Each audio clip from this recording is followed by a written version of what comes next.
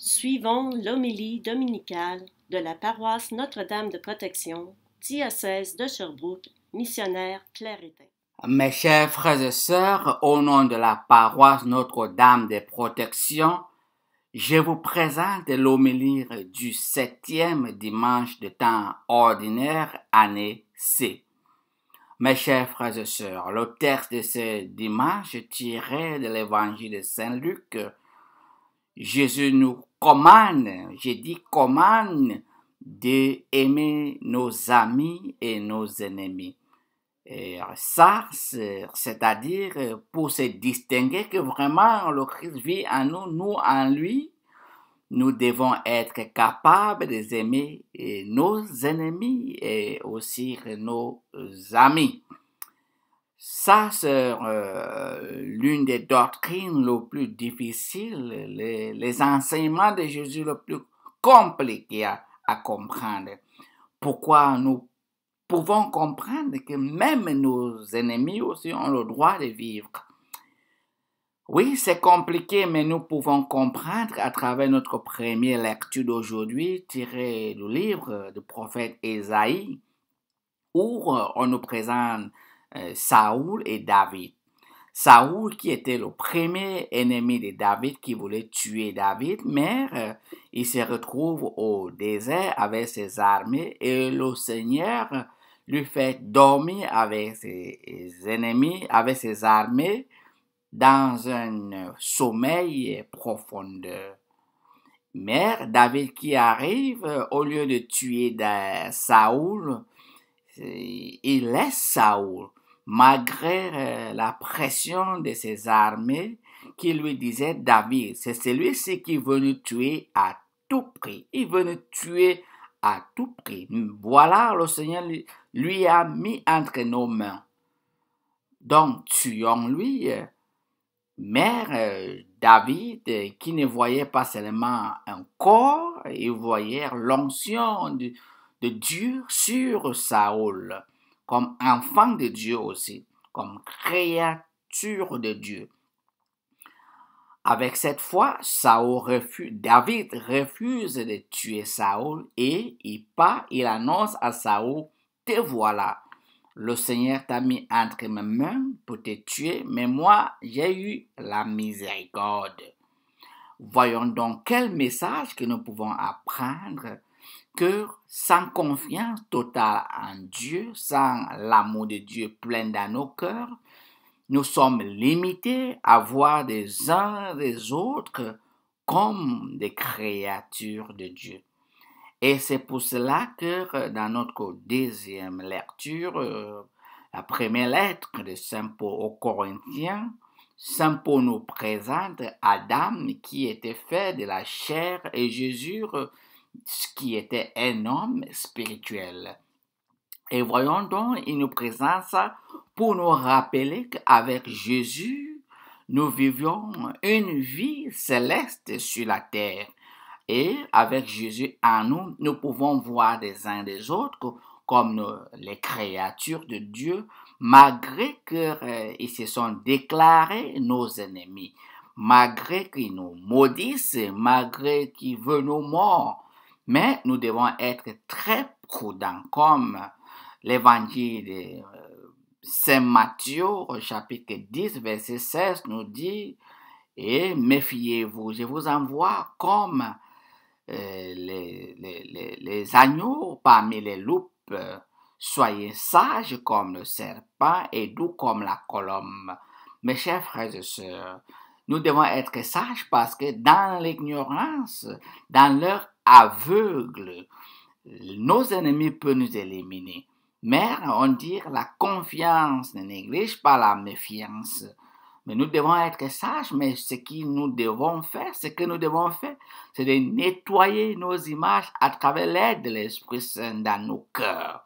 Pardonnez-leur dans nos cœurs, enlevez-leur dans nos cœurs, ne les gardez pas dans vos cœurs parce que ça va vous pousser à être triste dans la jalousie, dans la colère, et vous allez aussi réagir comme eux.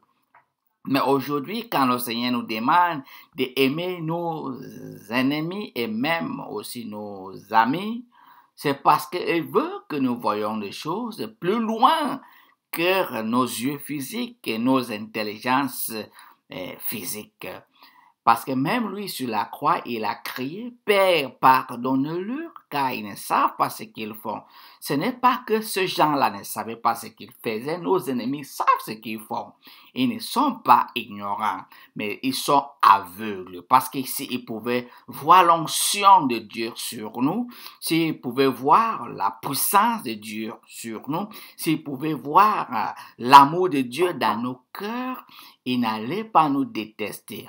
Mes chers frères et sœurs, voyons donc comment aujourd'hui nous sommes rappelés que nous avons un modèle qui est le Christ, que nous devons lui laisser vivre en nous, nous en lui, pour que nous voyions des choses autrement, pour que nous apprécions les uns les autres, pour que nous puissions être capables de pardonner les uns et les autres. Avec cela, nous pouvons comprendre pourquoi même nos ennemis ont aussi le droit de vivre, car la vengeance appartient à Dieu. Priez pour nos amis et priez pour nos ennemis. Un jour, nos ennemis vont devenir nos fans, même s'ils ne deviennent plus nos amis, mais ils vont devenir nos fans. Prions pour eux. Ne laisse pas leurs images, ne laisse pas leur ignorance nous étouffer, mais laissez la lumière du Christ en nous les étouffe, et leur montre que nous sommes au-delà de leur vue, nous sommes au-delà de leur intelligence, parce que nous vivons avec le Christ. Avec le Christ, nous vivons une vie extraordinaire, même si dans les yeux c'est ordinaire. Rendons grâce à Dieu pour cette opportunité, pour être appelés des enfants de Dieu, pour demeurer dans le Christ et être capable de mettre à côté toutes les colères et toutes les images que les gens essaient d'imposer dans nos âmes, dans nos esprits. Que Dieu Tout-Puissant vous bénisse, le Père, le Fils et le Saint-Esprit. Je vous souhaite un bon dimanche et bon début de la semaine.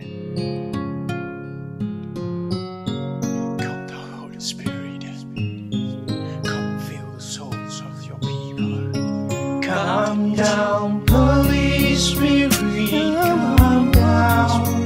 come down, hey, come fill my soul. Come down, Holy Spirit, come down, hey, come down, hey, come take my life. We are waiting for your power. Come down, come down, we are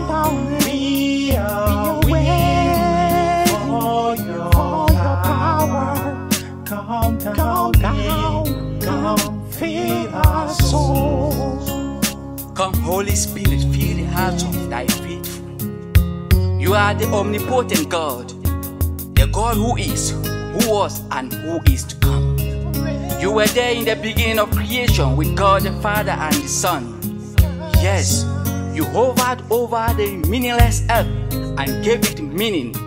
You accompanied all the prophets wherever they went to. You made them not to be afraid. You empowered them. You gave them power over the kings of the earth, power over principalities and powers. You are a great God. Heaven and earth adore you. Come down, Holy Spirit,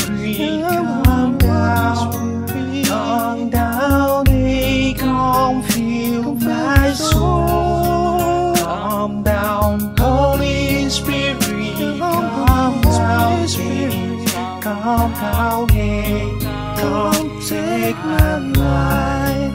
We are waiting for your healing. Come down, come down, we are waiting for your healing.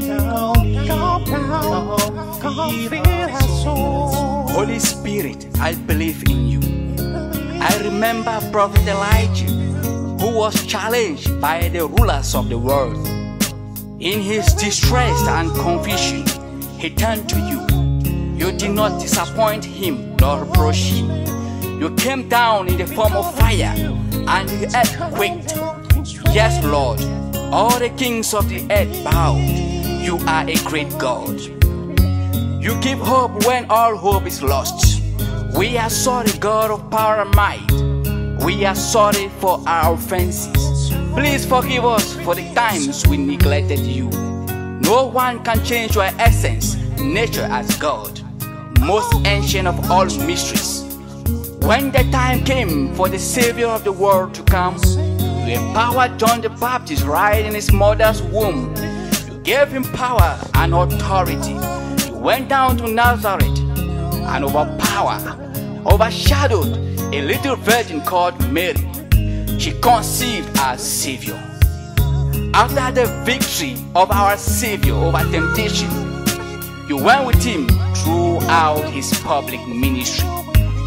Holy Spirit, we bless your holy name. Come down, Holy Spirit,